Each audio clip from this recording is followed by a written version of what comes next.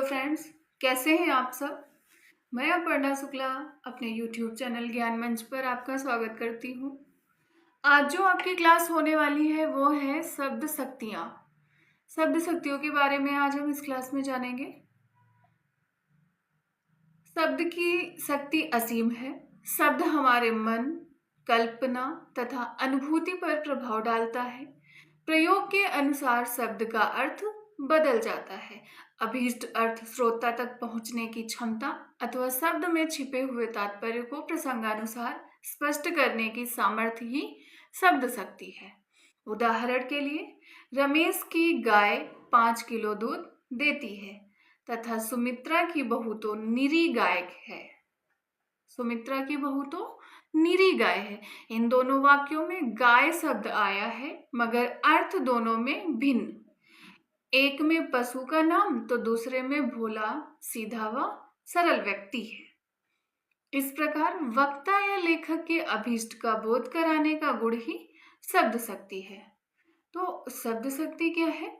वक्ता या लेखक के अभीष्ट का बोध कराने का गुण ही शब्द शक्ति है। शब्द शक्ति जैसे अभी उदाहरण से हमने समझा कि रमेश की गाय 5 किलो दूध देती है, तो यहाँ पे भी गाय शब्द आया। फिर आगे है कि सुमित्रा की बहू तो निरी गाय है, यहाँ पे भी गाय आया। लेकिन क्या है कि प्रयोग के अनुसार इसका अर्थ बदल गया है। रमेश की गाय में गाय से पता चल रहा है कि यहाँ पर पशु की बात करी जा रही है, लेकिन जो अगला है सुमित्रा की बहू तो निरी गाय है, इस गाय से क्या अर्थ निकल रहा है कि यह एक भोले भाले सीधे साधे व्यक्ति की बात करी जा रही है। उसके स्वभाव को दर्शाया जा रहा है गाय के माध्यम से। फिर आगे है शब्द शक्तियाँ जो हमारी हैं वो कितनी होती हैं, उनके नाम। शब्द क्या है? पहले इनको कितने शब्द शक्तियों को 3 भागों में बांटा गया, अभिधा, लक्षणा, व्यंजना। तो इसमें शब्द क्या है? वाचक, लक्षक और व्यंजक। अर्थ क्या है?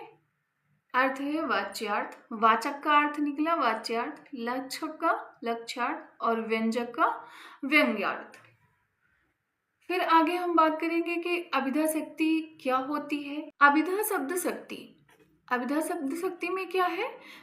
शब्द की जिस शक्ति से किसी शब्द के सबसे साधारण, लोक प्रचलित अथवा मुख्य अर्थ का बोध होता है, उसे अभिधा शब्द शक्ति कहते हैं। क्या है अभिधा शब्द शक्ति? शब्द की जिस शक्ति से किसी शब्द के सबसे साधारण, क्या है? शब्द के सबसे साधारण, लोक प्रचलित अथवा मुख्य अर्थ का बोध होता है, उसे शब्द शक्ति कहते हैं। पंडित रामदहीन मिश्र ने साक्षात सांकेतिक अर्थ को अभिधा कहा है। पंडित रामदहीन मिश्र ने क्या कहा है? जो साक्षात सांकेतिक अर्थ है वही अभिधा है। तो आचार्य मम्मट मुख्य अर्थ का बोध कराने वाले व्यापार को अभिधा व्यापार कहते हैं। रामदहीन मिश्र का कहना है कि जो साक्षात सांकेतिक अर्थ है वही हमारी अभिधा शब्द शक्ति है, और आचार्य मम्मट का कहना है कि मुख्यार्थ का बोध कराने वाले व्यापार को अभिधा व्यापार कहते हैं। इस प्रकार कह सकते हैं कि शब्द को सुनते ही अथवा पढ़ते ही श्रोता या पाठक उसके सबसे सरल प्रचलित अर्थ को बिना अवरोध के ग्रहण करता है, वह अभिधा शब्द शक्ति कहलाती है। अभिधेयार्थ शब्द वाचक कहलाता है तथा प्राप्त अर्थ वाच्यार्थ कहलाता है। जो अभिधेय का अर्थ है वो क्या है? वाचक है, और जो उससे प्राप्त अर्थ है वो क्या है? वाच्यार्थ है। अभिधा शब्द शक्ति के उदाहरण जैसे राजा दशरथ अयोध्या के राजा थे, गुलाब का फूल बहुत सुंदर है, मोहन पुस्तक पढ़ रहा है, गाय घास चर रही है। ये हमारे अभिधा शब्द शक्तियों के उदाहरण हैं। फिर आगे हम बात करेंगे लक्षणा की। दूसरी कौन सी थी? लक्षणा शब्द शक्ति। इसमें क्या है? जब किसी शब्द के मुख्यार्थ में बाधा हो या अभिधा से अभीष्ट अर्थ का बोध न हो, तब अन्य अर्थ किसी लक्षण पर अथवा दीर्घकाल से माने जा रहे रूढ़ अर्थ पर आधारित होता है। लक्षणा शब्द शक्ति के दो भेद होते हैं। लक्षणा शब्द शक्ति के कितने भेद होते हैं? दो।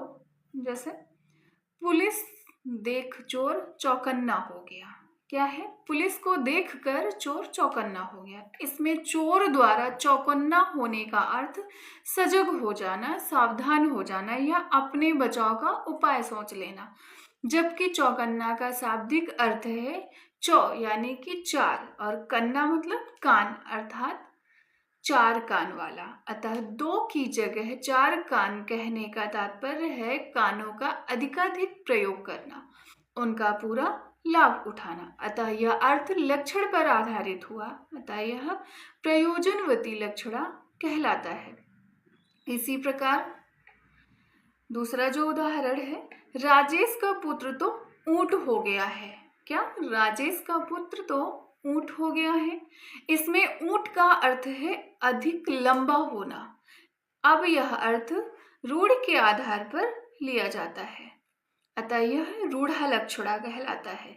तो जो लक्षणा शब्द शक्ति है उनके कितने भेद होते हैं? दो भेद होते हैं। कौन कौन से?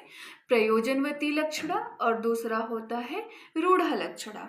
तो दोनों का अर्थ समझ में आया। फिर हम आगे बात करेंगे लक्षणा शब्द शक्ति के अन्य उदाहरण से समझेंगे। जैसे लाला लाजपत राय पंजाब के शेर हैं। राजा घर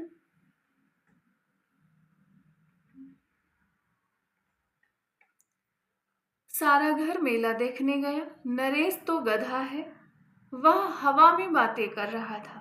सैनिकों ने कमर कस ली है।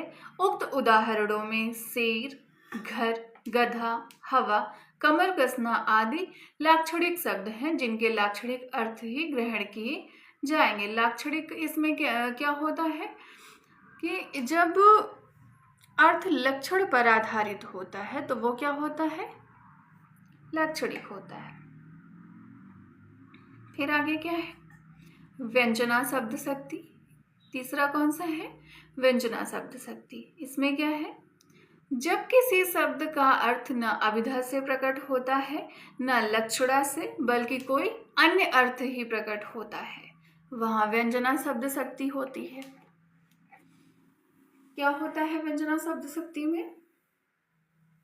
जब किसी अर्थ का न अभिधा से, जब कोई शब्द जिसका अर्थ ना तो अभिधा से प्रकट होता है और ना ही लक्षणा से, बल्कि कोई अन्य अर्थ ही प्रकट होता है, वहां पर व्यंजना शब्द शक्ति होती है। व्यंजना का अर्थ है विकसित करना या स्पष्ट करना या रहस्य खोलना। अतः किसी शब्द का छुपा हुआ अन्य अर्थ ज्ञात करना ही व्यंजना शब्द शक्ति कहलाती है। इसमें कथन के संदर्भ के अनुसार एक ही शब्द के अलग अलग अर्थ प्रकट होते हैं, तो श्रोता या पाठक की कल्पना शक्ति कोई नया अर्थ गढ़ लेती है।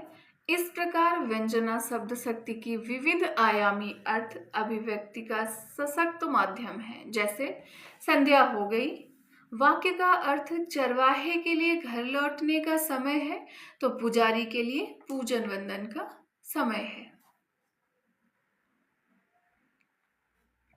व्यंजना शब्द शक्ति के प्राप्त अर्थ के दो भाग होते हैं। व्यंजना शब्द शक्ति को कितने भागों में बांटा गया है? दो भागों में। पहला कौन सा है? शाब्दी व्यंजना। कौन सा है? शाब्दी व्यंजना। जब व्यंजना शब्द पर निर्भर हो, जब व्यंजना किस पर निर्भर हो?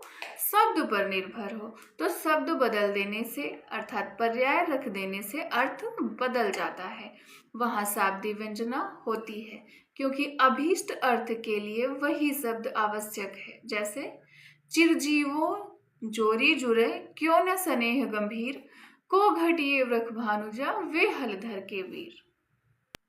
यहाँ पर वृख भानुजा का अर्थ है राधा तथा गाय है। वहीं हलधर के भी दो अर्थ हैं, पहला बलराम और दूसरा बैल। अतः यहाँ शब्द का चमत्कार इन शब्दों के पर्याय शब्द रख देने पर नहीं रह सकता। शाब्दी व्यंजना का अन्य उदाहरण है, जैसे रहीमन पानी राखिए, बिन पानी सब सून, पानी गए न उबरे, मोती मानुष चून। इसमें पानी शब्द के 3 अर्थ हैं। वो 3 अर्थ कौन कौन से हैं? पहला चमक, दूसरा सम्मान एवं जल। उसके पर्याय रख देने पर नहीं रहेंगे। इसके जब हम पर्याय रख देंगे तो फिर ये अर्थ नहीं रहेंगे।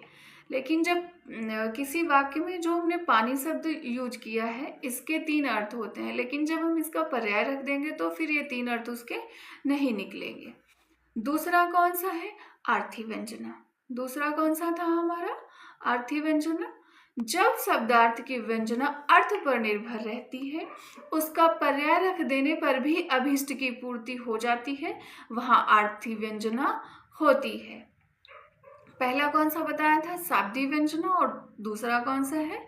आर्थी व्यंजना।